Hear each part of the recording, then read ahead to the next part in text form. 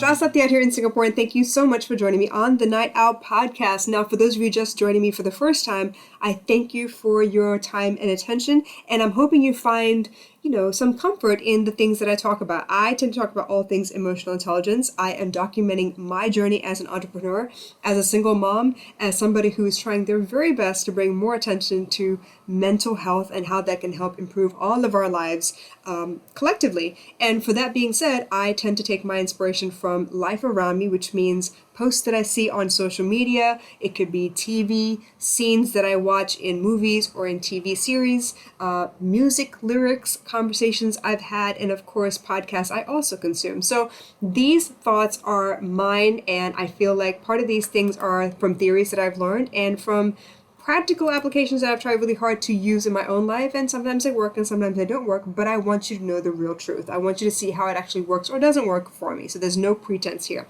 Today I want to talk to you about the cure to burnout, and I feel like a lot of people, the minute they hear the word burnout, they think, oh, I got to go pamper myself. I need a vacation. I need to get away from this thing so that I can be refreshed and come back to it. But I want to offer you another perspective, okay? So if you're in a situation that is draining you of your energy and you find yourself in a position to slowly be burning out, because it's not a fast thing, right? It's kind of, it takes time, it kind of accumulates little by little, and finally you're at this breaking point where you just can't do it anymore.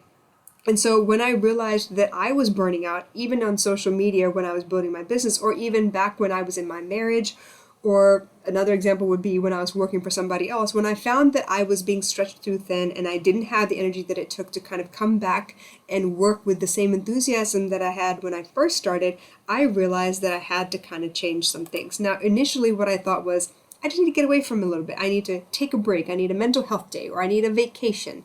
I need a long weekend that includes a public holiday somewhere so I can just kind of recuperate and then come back full force.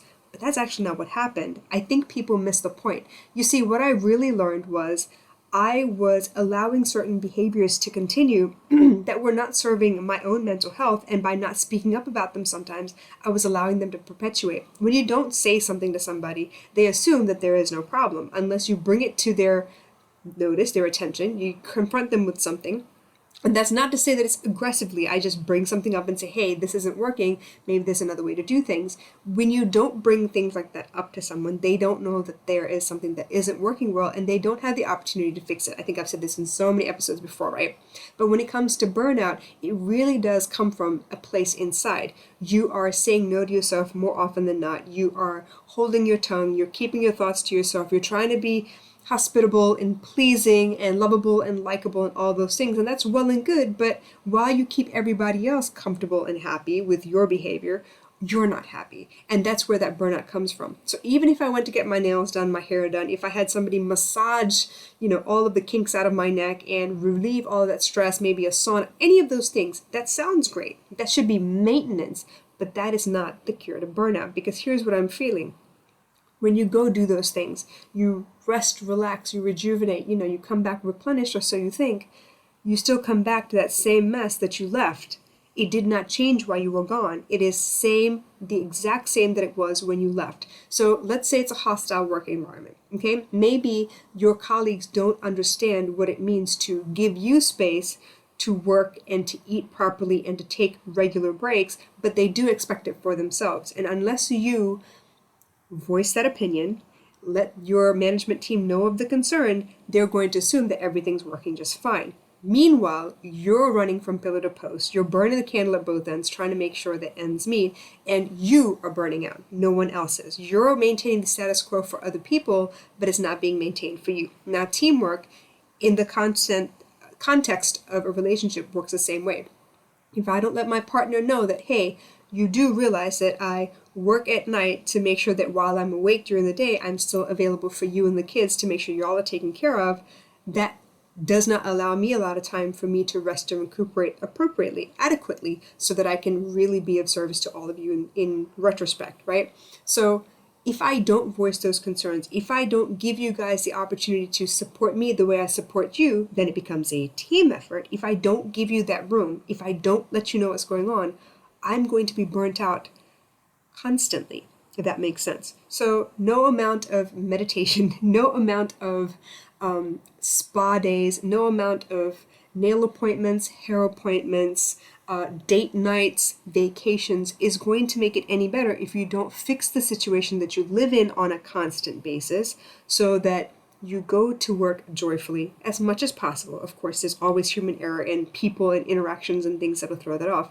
But if it's not majority of the time where you enjoy spending time there with the people that you're working with, you enjoy doing the work that you're doing in the first place, you're basically setting yourself to be constantly burnt out. So that's why I feel like setting boundaries within your own space with yourself as well as the people around you is really, really important.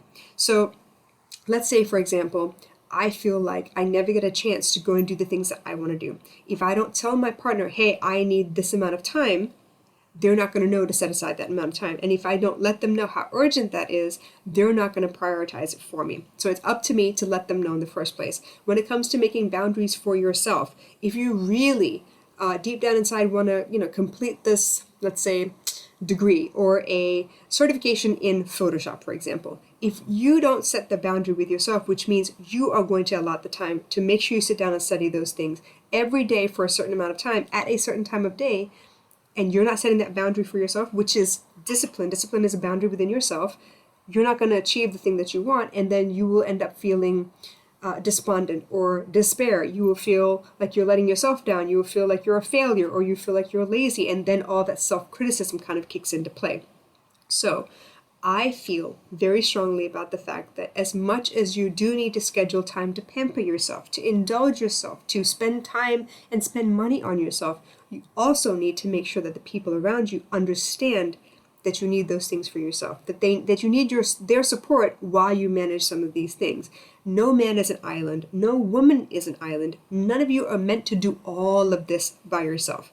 It's physically impossible. You have 24 hours in a day. You have 2 arms, 2 legs, and 1 brain. You have 1 mouth and 2 ears. You are able to eat only a certain amount of food in a day, right? You have a certain amount of work to get done within that day. You have a certain amount of people that depend on you that you need to manage and allow for the teamwork to actually exist. And that means just that. You have to open your mouth and ask for help and let people know where they can support you just as well as you support them. So I hope this makes some kind of sense, and I would love to invite a little bit of discussion in this realm, because I feel like all this time we were thinking we just need a break, and then everything will be all right. But if you don't fix the environment in which you work, the environment in which you live, the environment in which your relationship exists, you are going to set yourself up for failure over and over again. You will end up having the same conversations, the same arguments. You'll end up finding that you're exasperated by the same things over and over again, which means you have to find a way to prevent that thing from happening again rather than fix it on the back end. So I hope this made some sense, and I'm looking forward to hearing from all of you. Until the next time.